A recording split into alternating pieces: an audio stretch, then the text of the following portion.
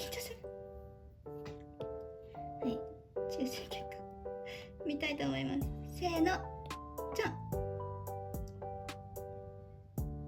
待って、やばい、手が震えそう。待って、マニオンって書いてるんですけど、ここ待って、やばい、全部当選してる。とりあえずまず2日のちょっと待ってね。やばいんだけど。ちょっと待って、それだけじゃない。待って、手震えてる。ちょっと待って、ストップストップ。待って、レイちゃんとオニョンちゃん個別サイン当たってる。福岡のランダム個別サイン、まずレイちゃんとオニョンちゃんが当たってます。やばい、星当たってるし、あとね4頭も当選してるんですけど、ガウルちゃんちょっとやばいよ。どうしようマジで。ちょっとまだシリアル残ってるんですよね。こんなに当たるって思ってなくて、シリアル残ってるんだけど、マジでモチベ上がりますね。当日まで頑張りますちょっとでかい箱が届きました。これはアスマートからね、日本のワルツグッズを少し買ったのが届いたので、いけます。ライブまであと1週間ちょっとですね。ちゃんと届きました。ライブまで間に合いました。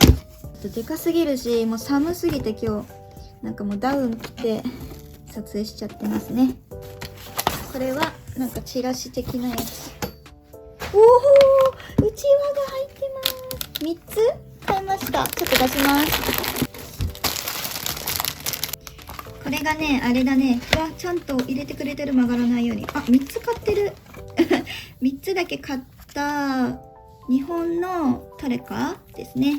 ちゃんとなんか曲がらないように入れてくれてました。こういう厚紙の封筒みたいなのに。見てください。うちわですね。韓国ってなんかコンサートの時のうちわ文化がないのか、韓国のワルツのグッズは売ってないんですけど、うちわとかが。でもやっぱ日本公演になるとね、うちわがねやっぱ販売されるので、やっぱり推しのうちわをねゲットしとかないとということで、ワニャンちゃんこれを取るか問題ね。これとりあえずこのままこのバッグを買いました。私はね、アイブちゃんが福岡にいる3日間、私もみっちりアイブデイにしようと思ってて、このねバッグも3日間使う予定で買いました。これ3000円ちょっとしたんかな。めちゃくちゃしっかりしてます。で、なんか小さくアイブちゃんのロゴあって、今回のワールドツアーのタイトルもここにあります。普段使いも余裕でできちゃうね、このバッグ。ちょっと3月旅行を予定してるから使うかも。ここね、何もボタンとかチャックはないんだけど、マジでめちゃくちゃ入りそうです。見てくださいめっちゃ入りそうで、なんかね、うちわもねなんか入れれるみたいなんです。ここにこんな感じでうちわケースっていうか、うちわ入れるところがあって、なんかここにこの横のここのポケットにペンラをね入れるみたい。ちょっと待って、ペンラ持ってきますね。これをねここにね入れるみたいです。でもなんか怖いかも。入れて落ちないかな。逆向きにする？落ちるの心配な人は逆向きで入れた方がねいいかもしれないです。ちょっと待って、いろんなものが倒れてるから一旦ちょっとね、持ち物とかはまた前日くらいに動画撮りますね。とりあえずはこんな感じということで、なんかこことかにもいろいろつけていきたいなと思います。めっちゃね可愛いバッグ。もう全然伝わらんよね、この画面じゃ。また撮るね。これは黒だし何にでも合うし、余裕で普段使いもできますよ、あれは。ってことでこれ見ましょうか。誰が来るんでしょうか。やっぱライブの日はグッズは事前に買ってた方が安心ですね並ばなくていいのと、売り切れのね心配がないから。じゃあまず1枚目、せーの、じゃーんオニョンちゃん来た。やばくない？かわいい裏。ちょっとさ幅でかいんだよね。日本のはね、しかもセルカじゃないんですよね。たどりのフォトカードです。はい、じゃあ2枚目見てみましょう。いきなり値引きしましたね。嬉しい。いきます。せーの、じゃーん。あ、リズちゃんだ。同じ美女のリズちゃんとオニオンちゃん来ましたね。4リズ来たよ。はい、じゃあ最後。このトレカはね、もうゆるゆるって集めようと思ってるのでそんながっつりなんか集めようとは思ってなくて、3枚のみにしたんですけど、最後です。せーの、じゃーん。あ、オニオンちゃん、すごくない？ちょっとビジュアルかぶっちゃったけど、またオニオンちゃんが来た。全部こっちのビジュアル。かわいい！なんか前髪長いの本当に懐かしい感じして。交換決まるんかなこれ。今更って感じなんだけど。あとね、もう一つのおにょんちゃん来てくれたら完璧ですね。あ、会場に持って行ったらさ、交換してもらえる？もしかしたら。これ持っていこうかな、当日。あ、そういえばね、今日ね、ガールちゃんと4トンする日なんですよ。話したい内容はもう昨日決めてて、いつもね、私4トンするときに、ね、自分のために歌ってもらえるっていうのがちょっと特別感あってすごく良かったので、何か歌ってもらおうと思って。しかもアイブちゃんのね、4トン1分あるから、ちょっとね、時間があるんですよね。個人的にそう思ってて。だからね、私の好きなラブライブ、好きなフレーズを歌ってもらうか、ガールちゃんが好きなアイブの歌をちょっと歌ってもらうかっていうのと、でガールちゃん一蘭食べてた時があったから福岡に来た時にもぜひ一蘭食べてくださいって伝えるのと、もつ鍋をおすすめしたい博多といえばという感じで、なんか食べ物系をガールちゃんにおすすめしよっかなって思ってます。せっかくなのでガールちゃんは自分の私が作ったデコに入れて、これにしよっかな。お見送り会のガールちゃん、これを持ってガールちゃんとお話ししてきます。もうね、人生で4トンが今日で4回目なんですけど、もう1回目の時に比べると全然緊張しなくなっちゃって、だから余裕を持ってやれると思います。楽しみ。ちょっとレポもちゃんとできればしますねはい、ほんとたった今ガールちゃんとお話ししてきました。私3部だったのでちょっと遅い時間なんですよね。夜の9時近いから。ガールちゃんちょっとね眠たそうだったカチューシャしててピンクの服を着ててほわほわしてました。アイブの中で一番好きな歌を歌ってくださいっていう難しい質問しちゃって、でもなんか I am を歌ってくれました。ガールちゃんのルキミルキミルキミなのとこ福岡のコンサートも全部行くので楽しみにしてますって言ったら、わあ、ありがとうございますみたいな感じで、なんで福岡の、ラーメンも美味しいからぜひ食べてみてくださいって、一蘭、福岡の一蘭も美味しいので食べてくださいって言ったらおすすめってしてましたで最後にエンディンヨジョンプタカムニだって言ってエンディヨゼ髪をこうやってしてました。髪こうあったんだけどなんかこうやってしてバイバーイっていう感じでお別れしましたまあ予定通り全部話できたかなと思います。福岡の2日間、3日間か、うまく撮れるかわかんないんですけど、動画を回していこうかなと思ってます。今日は4トンデーでした。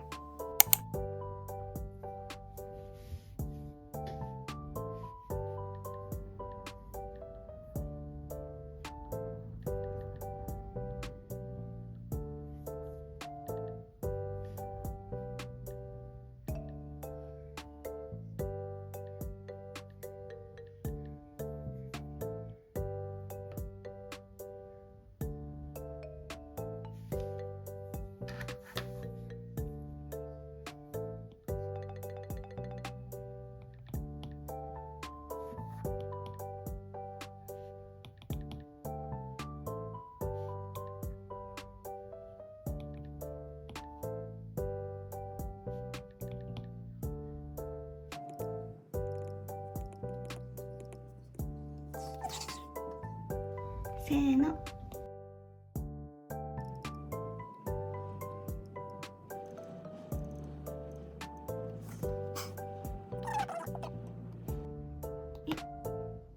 い、見ての通り落選なのでやめます。今やっても落選しちゃいそうだからやめる。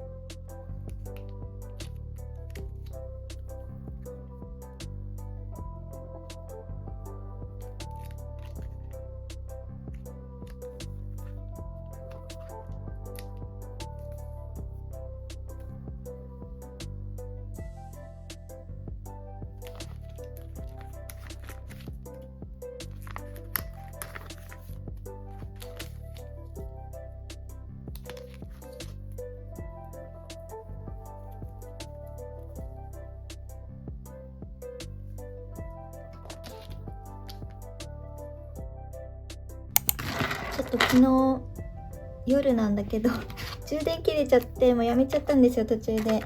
なので今日ねまた準備再開します。ちなみにライブは明日です。明日から3日間会えます、推したちに。ちょっとアングルをね上にしたんだけどどうだろう。このね2つはね入れました。レイちゃんとねユジンちゃん持っていく。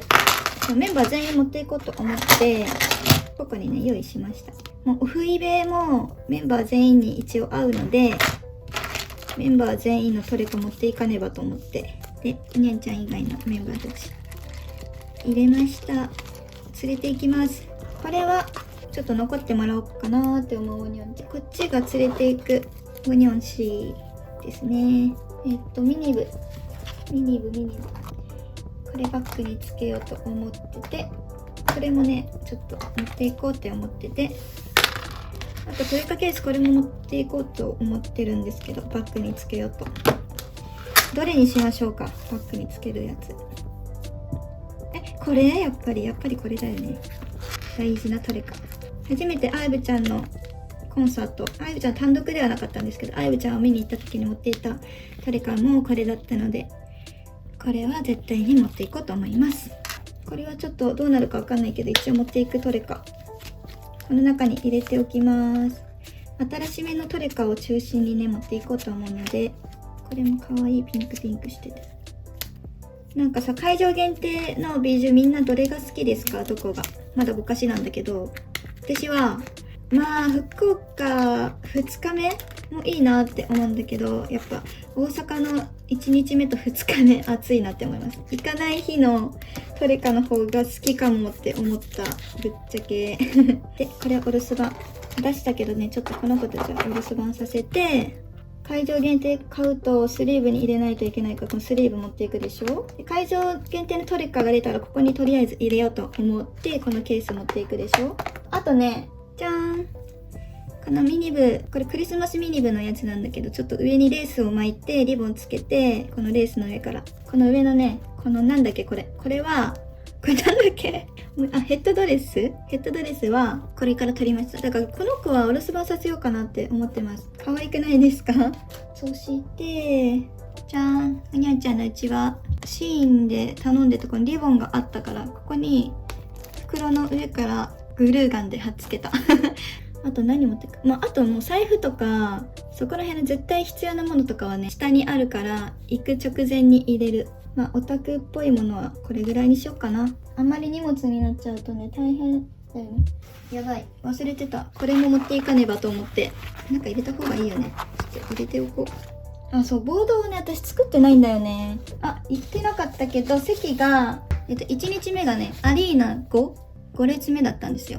VIPSS なんですけど、アリーナ5列目で、2日目が、一般で39列目でした。アリーナの。だから、2日目はね、必要ないと思うけど、これ皆さん覚えてますか？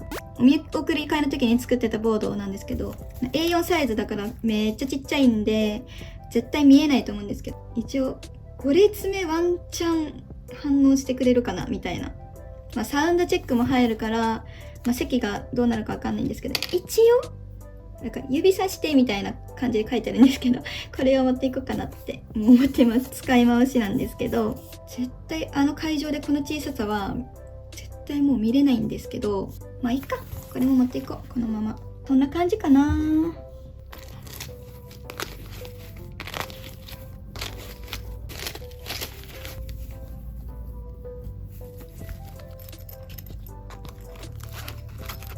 アクスタ忘れてました。アクスタも2つ持っていきます。これなんか前にスリコで買ったケース、使うかわかんないけど現地でもね買う予定なので、じゃあ持っていきます。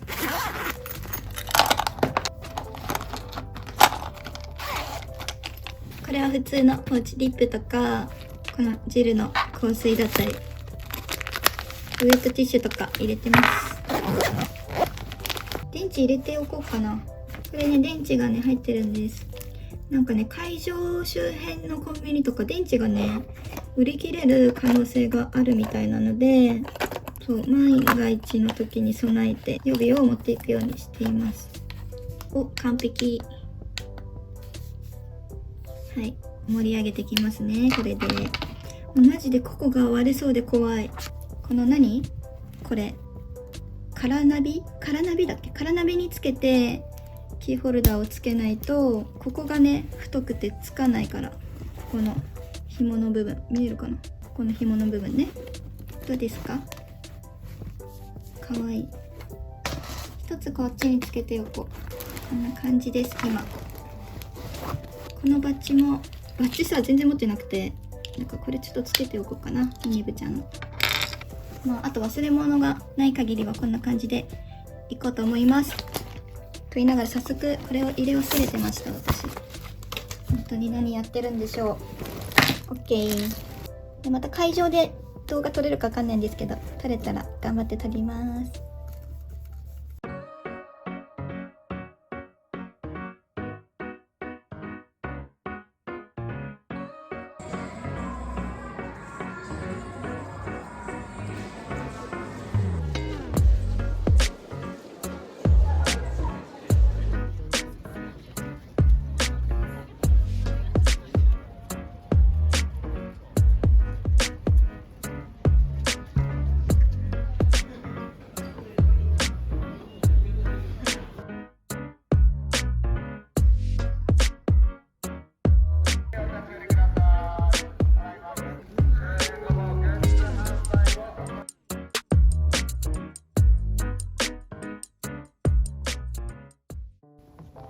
帰ってきました3日間行ってきました。ちょっと今机の上が本当にひどいんですけど、映ってないこっち側とかマジでひどくてちょっと持っていたものとかも片付けながら、いろいろ忘れないうちにお話ししようと思います。まず1日目の話ですね。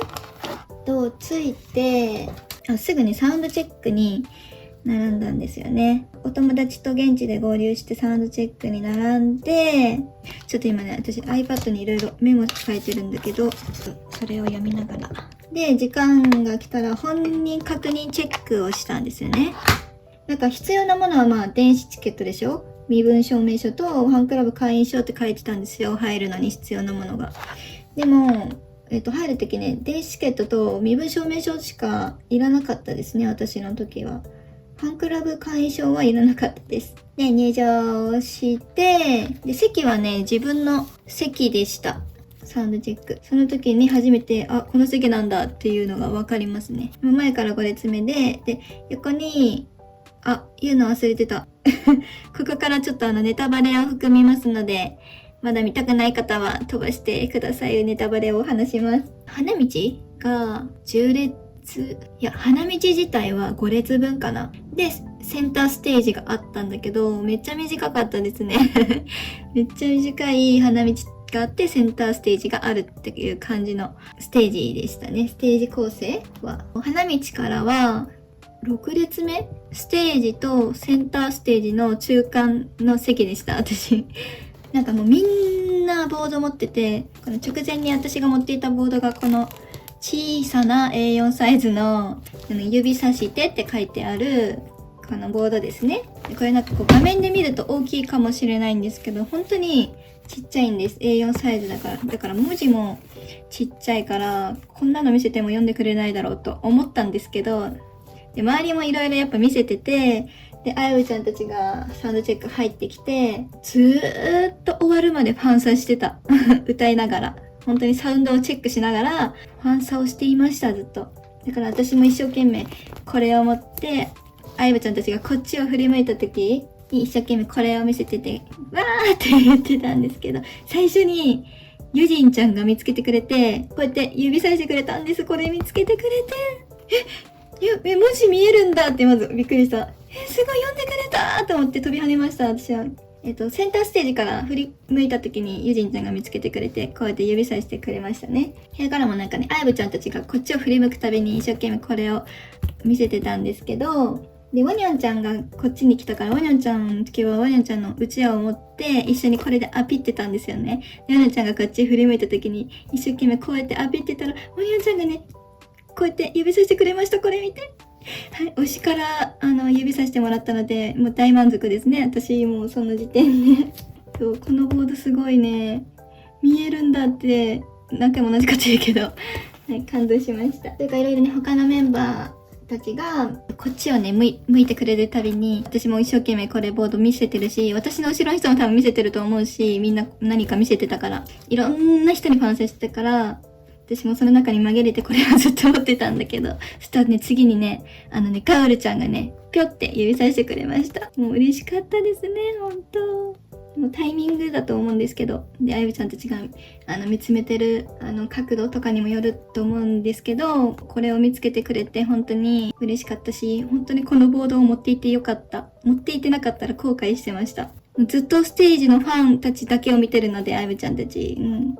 で、それでね、このボード見つけてくれた時は全部センステにメンバーたちがいる時なんですけど、センステだけじゃなくて普通にステージもこう花道入れて戻っていくんですけど、で、ワナンちゃんが正面に来た時に最後にこうやって持ってアピールしてたら、もう一回ワニョンちゃんがね、これ見つけてくれて、こうやって指さしてくれました。しかもワニョンちゃんだけ2回これを見て指さしてくれたんですよ。何回も指さしててしつこかったと思うんですけど、ステージからも、あ、この文字見えるんだって思いました。どっちかって言ったら多分ね、センステにいる時の方が近かったかもしれないから、普通にね、正面のステージにいてもこの文字を読んでくれたから、もうなんかほんと感動しました。リハーサルに入ったのが1日目、福岡の1日目だったんですけど、ウォニョンちゃんがピンクのカーディガン、なんかフードをかぶって出てきましためっちゃ可愛かったです。曲はね、4曲歌ってくれて、もう舞い上がってたから正直はっきりと覚えてないんですけど、OTT オフザレコードアフターライクは歌いました。あと1曲ちょっとね、覚えてないんです。30分間サウンドチェックがありました。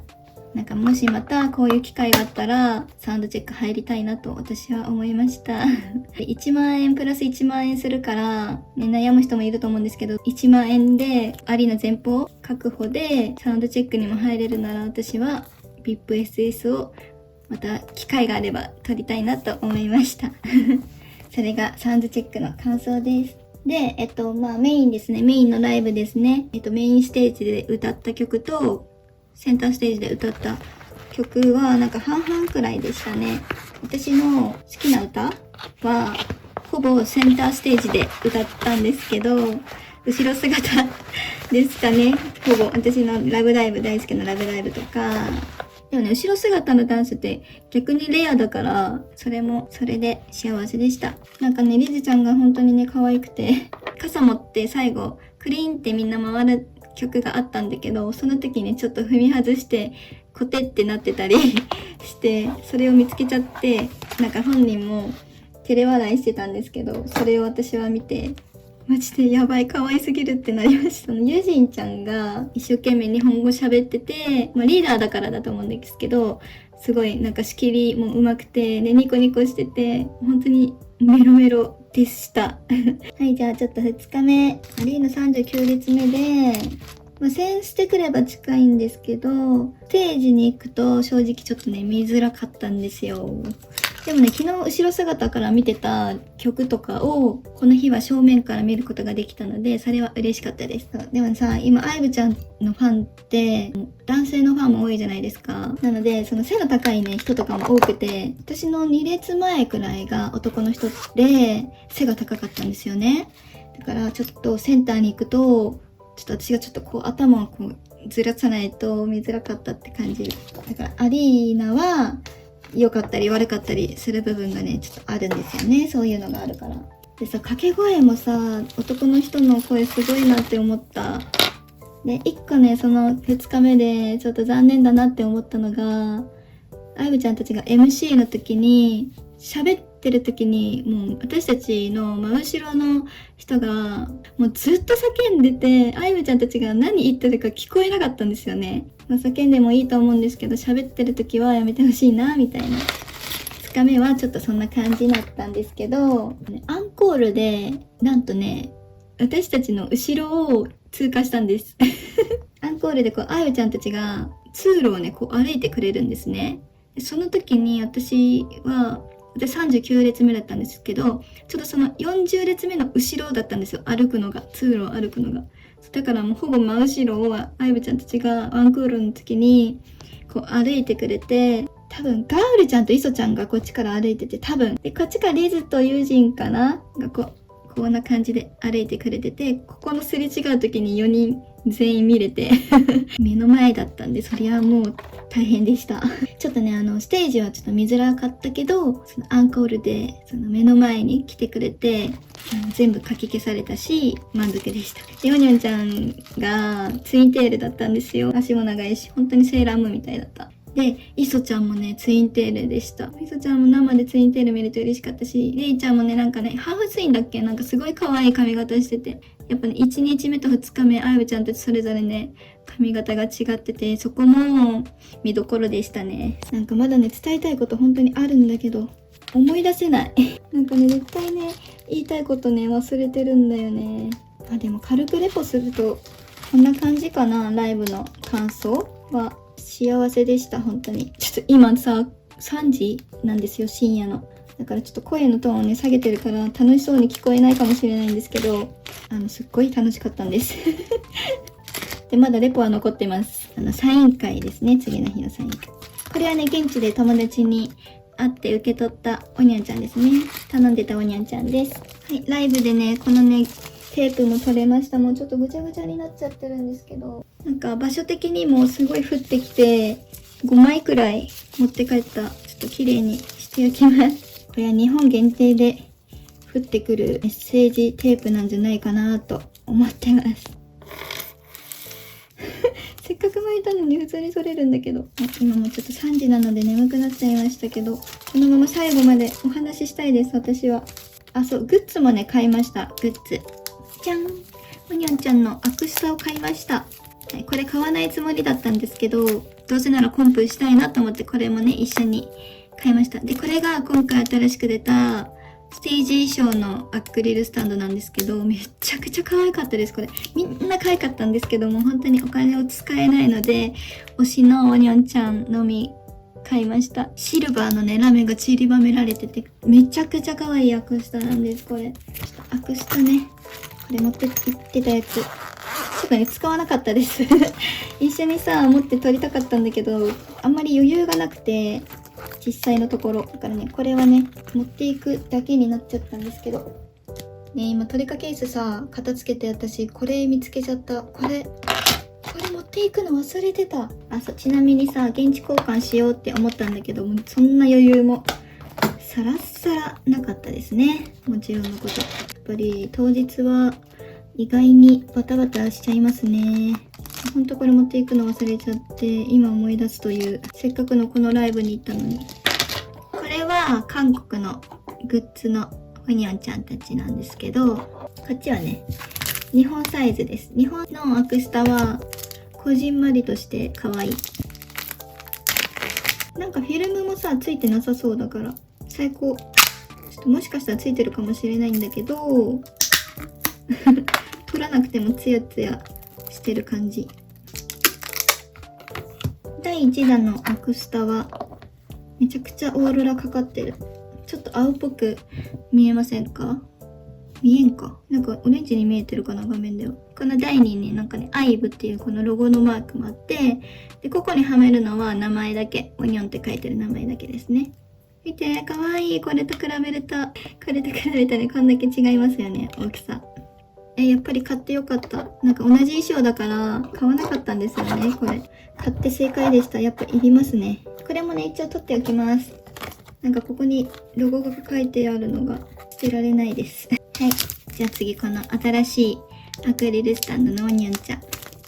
今回の動画はもう全部まとめてるので、めちゃくちゃ長い動画になりそう。初めてってぐらい長い動画になりそう。見て、かわいい。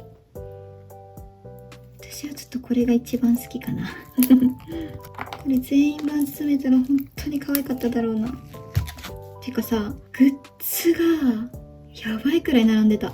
で、サウンドチェックとね、グッズのね、販売時間がほぼ同じだったから、先にサウンドチェック並ばないといけなくて、で、それ終わって、会場限定のトレカも欲しかったから、アルバムの方に並んだんですよね。で、アルバムもね、まあまあ並んでたんですけど、グッズほどじゃなくて。で、グッズはね、もうどこに終わりがあるのってくらい長すぎて、で、これ並んでたら多分コンサート始まっちゃうってくらい並んでたんですよ。なので、もうグッズは買えないと思って諦めて先にねコンサート見に行ったんですけど、でコンサートが終わって私はねグッズの方に行ってこのアクリルスタンドをゲットしてきました。アクリルスタンドはねやっぱどうしても欲しくて、このオニョンちゃん可愛いなって思ってたから、その時もまあまあ並んでた。まあ30分ぐらい並んだかな。もうねでもね終わって並んだから、うちわとかペンライトとかはもう売り切れてたバッグとか。でもなんとかね、このオニョンちゃんとかはまだね、アクリルスタンドとかはあったので、買えたんです。でもね、並んで買った甲斐があるくらい可愛くないですかね。わかりますか？同じように、オニョンって書いてますね。可愛いアクスタ見て増えた。はい、じゃあ、その3日目のお話を今からします。3日目はサイン会ですね。サイン会も結構ギリギリについて、そしたらね、もうすでにめちゃくちゃ並んでて、間に合うのかなって思いながら、ちょっとビクビクしながら並んでたんですけど、間に合いました。電子チケットを見せて、で、なんかチケット、名前の書いたこれくらいのチケットもらうんですけど、それに自分の名前を書いて、あやぶちゃんに見せるみたいなんですけど、で、私、本名になんか難しいひらがなが入ってるんですよね。だから、弾かれて、これちょっと書き直してもらってもいいですかみたいな感じで言われちゃって、普通に英語で名前書きました。はい。で、一部のユジンちゃんとね、リズちゃんだったんですけど、もう自分の名前は英語で書いて、そのままスタッフに渡したんですけど、初めに私はね、ユジンちゃんのね、列に並びました。意外に流れ早くて、すぐ自分の順番が来たんですけど、入る前に、この腕チェック、何もつけてないかチェックされます。で、私アップルウォッチつけちゃってたから、アップルウォッチを外してくださいって言われたのですぐ外して、で、このね、指輪外したの。今指輪してないよね。指輪するの忘れてる。今ね、ポケットの中に入れたままにしてる。そう。だから手にね、何もつけちゃいけないの。何もつけちゃいけないし、私ね、リズちゃんが日本語苦手だから、このカンペを持って行ったんですよ。こうなんか福岡に来てくれてありがとう。幸せでした。また来てください。的なことを書いたんですよね。で、これをリズちゃんに見せようと思ってたんだけど、なんか手には何も持たえないでくださいって言われたので、これはね、ちょっと役には立たなかったです。で、まずはじめにユジンちゃん並んで、緊張はなんかね、しなかったんですけど、ユジンちゃん見た瞬間に、こんにちはって言って、でね、ユジンちゃんもこっち見て、こんにちはって言ってくれて、ユジンちゃん福岡に来てくれて、ありがとうございますって言ったら、ありがとうございますみたいな。ユジンちゃんに、メロメロでしたって言ったら、私もメロメロってまた福岡に来てくださいって言った時になんかもう、はい、終わりです、みたいな感じで言われて、ユジンちゃんからサインをもらいました。はい、こんな感じで。ユジンちゃんからね、サインを受け取りました。最後ね、バイバイってするときに私がこうやってしたら、ハートで返してくれました、ユジンちゃん。なんかね、多分ね、感覚的にユジンちゃん早くて、剥がしが厳しいのか、ユジンちゃんの列だけスイスイスイスイ行ってて、で、その次に私リズちゃん並んだんだけど、なんかスタッフが、ユジンのチケット持ってる人いませんかみたいな。ユジンの列が空いてるので先にユジンの方行ってくださいみたいな感じで言うくらい、ユジンちゃんの列がめっちゃ早かったです。はい。で、次にね、リズちゃんですね、リズちゃん。でね、リズちゃんの時も同様、こう腕に何もないか、何も手に持ってないかっていうのをチェックして入るんですけど、で、リズちゃんがこう現れて、また、こんにちはって挨拶して、で、福岡に来てくれてありがとうって言ったら、ありがとうみたいな。聞き取れたのかなって思うんだけど、そこは。ありがとうってなんかリズちゃんも言ってて、伝わったかなって一瞬思ったんだけど、そのリズちゃんがサイン書いてる時に、私もリズちゃんすごいメロメロだったんですよ。1日目2日目、インスタのツイッターみたいなやつにも書いたんですけど、リズちゃんとユジンちゃんですごいメロメロだったんですよね、ライブで。なのでそのことをリズちゃんにも伝えたいなと思って、リズちゃんにメロメロでしたってリズちゃんに言ったんですよ。そしたらリズちゃんが、メロメロみたいな。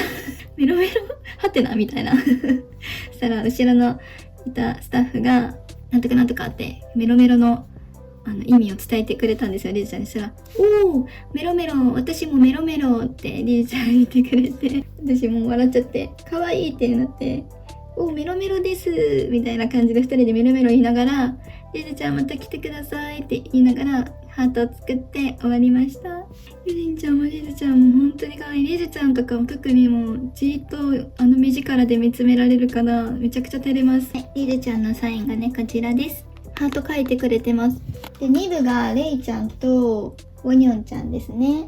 まあ同様に手続きして、このチケットをもらって、そのチケットに自分の名前書くんですけど、ウォニョンちゃんはね、もう英語で書きました。自分の名前を。レイちゃんはさ、日本人だから、ひらがなでも大丈夫だよねと思って、ひらがなで書いたんですよね。で、そしたらスタッフに、すいません、これは、ちょっと書き直してもらっていいですかって言われちゃったので、レイちゃんでもダメですかって言ったんですよ、スタッフに。レイちゃん日本人なんですけど、レイちゃんでもダメですかって聞いたら、OK ですって言ってくれたんです、スタッフさんが。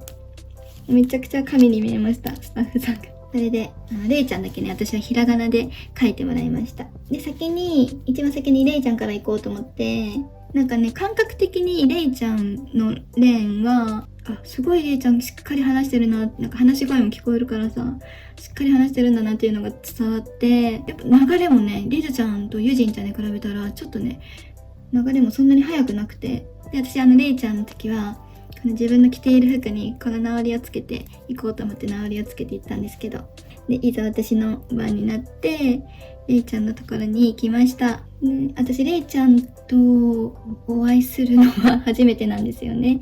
リズちゃんとユジンちゃんとオニョンちゃんはお見送り会の時、個別のお見送り会で当たったことがあったんですけど、その時レイちゃん当たらなかったので、だからこう向き合ってちゃんとするのは初めてだったので、4頭もしたことないし、レイちゃんと。だからちょっとね、レイちゃん初めてだと思いながら緊張してたんですけど、中に入っていって、こんにちはって言ったら、レイちゃん、もう可愛い笑顔で、こんにちはって言ってくれて、で、一番伝えたかった、レイちゃんお誕生日おめでとう。一日早いけどおめでとうって言ったら、ありがとうございますって言ってくれて、私ピンクの服着てたんですよ。そしたらもう、わあ、ピンクの服かわいい、すごく似合ってるって言ってくれたんです、レイちゃん。レイちゃんから話しかけてくれて、自分から話さなきゃって全部思ってたから、そのレイちゃんからなんかその言葉を言われた時に嬉しすぎて、嬉しいってなって言葉に詰まっちゃったんですよ、その時。で、話さなきゃいけないのに、もう一瞬で話す内容飛んじゃって、ちょっと黙っちゃったんですよね。もう、みたいな。話しかけてくれたみたいな、レイちゃんからみたいな。そしたらレイちゃんがね、こうサイン書きながら、治りつけてくれてるみたいな、好みつけてくれて、治り大好きってレイちゃん言ってて、もうなんかさ、そういういろいろ見つけて、なんかレイちゃんからも話しかけようとしてくれるレイちゃんの姿を見て、もうレイペンさんの気持ちがわかるくらい、これは沼るなと思いました。そう、さっきのレポで言い忘れてたんだけど、レイちゃん福岡の1日目の時、最後泣いてたんですよね。で、ちょっとその時の話に戻るんですけど、その時レイちゃんの話を聞いてて、レイちゃんってすごい優しくて繊細な人だなって思いながら、私も一緒にもらい泣きして会場で泣いちゃったんですよ。私もレイちゃんからもらい泣きしてで、それでレイちゃん泣いた時に私も一緒に泣きましたってレイちゃんで言ったら、あ、じゃあお互い泣き虫だねってレイちゃんがこうやって言ってて、もうキュンですよね。で、その時に、はい、お時間ですってスタッフに言われて、また来てねって言って、2人でハート作って終わりました。感想としては、ゆりんちゃんとりるちゃんがもう一言一言って感じだったから、こんなにれいちゃん長くお話できるのっていう感動でしたね。れいちゃんはね、ひらがなでね、書いてくれました。本当に神対応でしたね。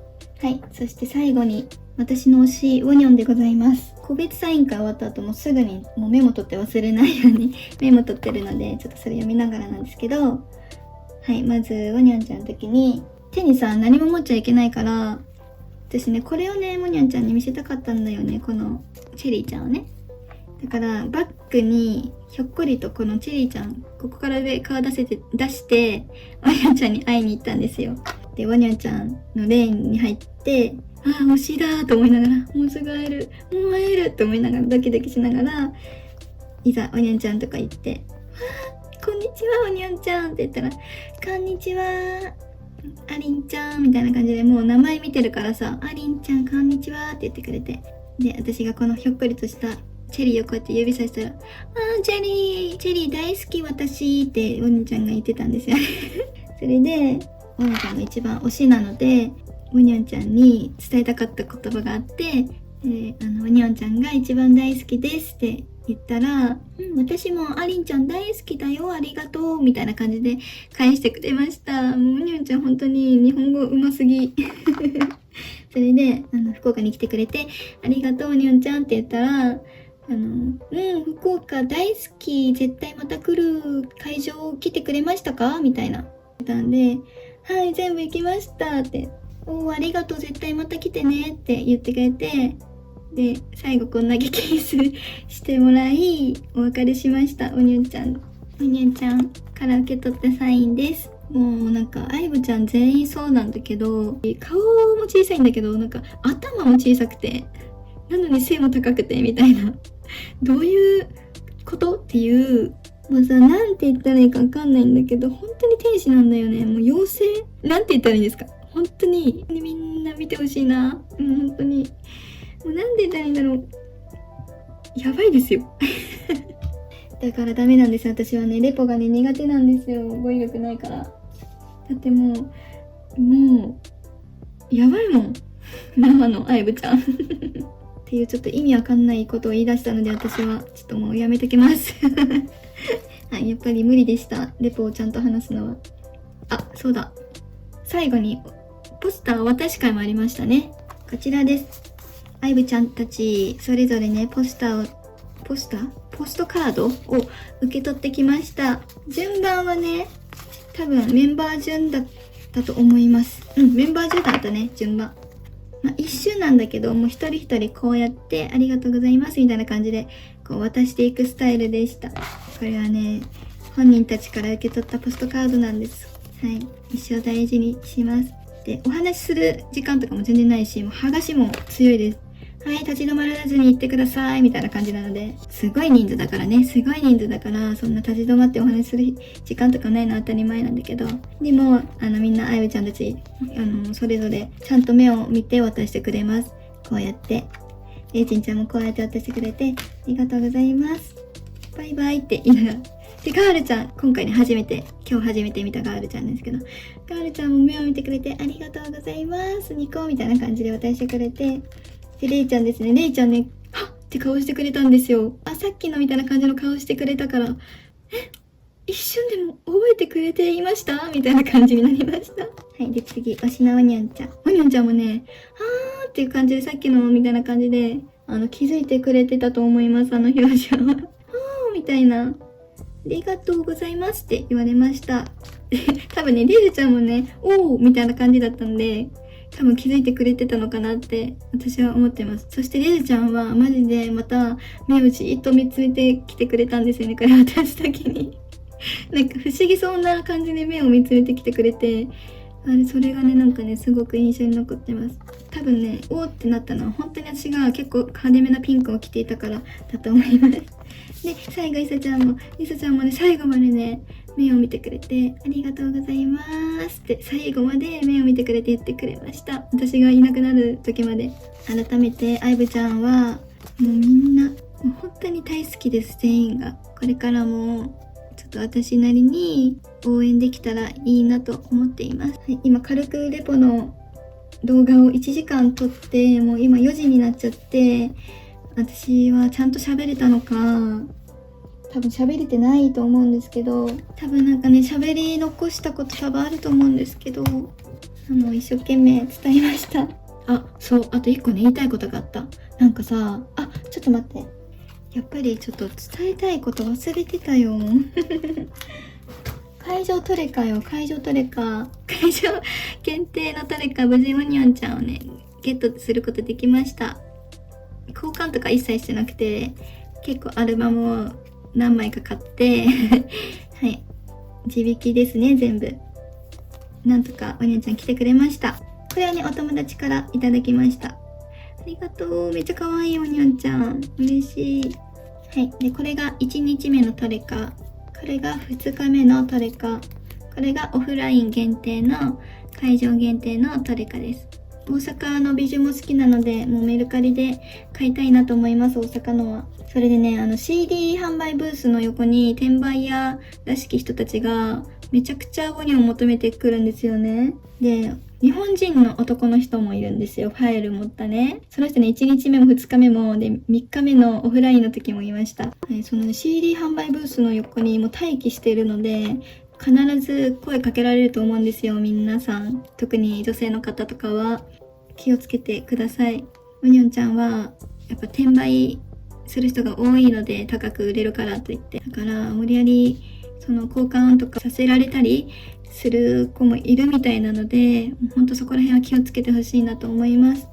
そういうの本当にやめてほしいですね。もう何か対策できないのかなって思うんですけど、本当に異様な光景ですよ、あれは。はい、ということで、今回の私のスペシャルな幸せな3日間のライブ Vlog はこれで終わりです。レポもね、なんか待ってくださる方がいたんですけど、全然うまく喋れなかったと思うんですけど、見てくれて嬉しいです。はい、ちょっと眠たくなったので、もう寝ます。最後まで、見てくれてありがとうございました。本当に幸せな3日間でした。はい、皆さんのレポもコメント欄で聞かせてくれると嬉しいです。それではまた次の動画もよろしくお願いします。バイバイ。